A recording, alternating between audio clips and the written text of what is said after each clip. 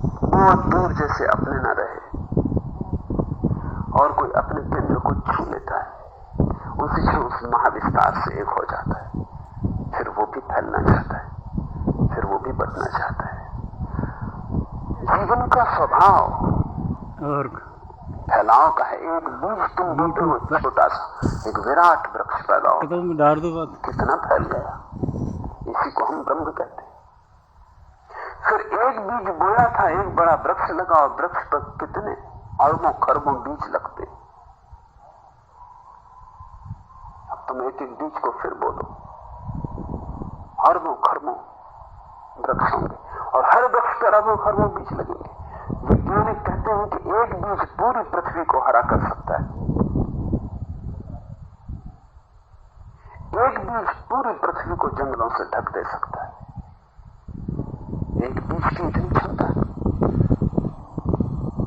यही अस्तित्व का लक्षण है, फैलते जाना, फैलते जाना, फैलते जाना। कहां रुकेगा ये बीज?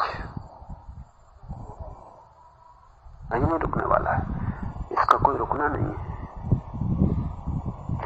आनंद आखिरी बीज है जीवन का, उससे ऊपर कुछ नहीं, उसके पार कुछ नहीं, उसका फैलना कहीं रुकता नहीं। इसलिए जिन्होंने जाना है वो बोल नहीं सकते और बिना बोले नहीं रह सकते। ये पहली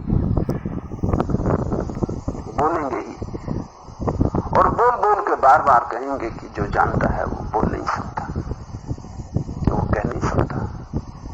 ये शर्त भी बता देंगे कि तुम कहीं उनके शब्दों को न पकड़ लो, क्योंकि शब्दों को पकड़ा कि तुम चूक गए।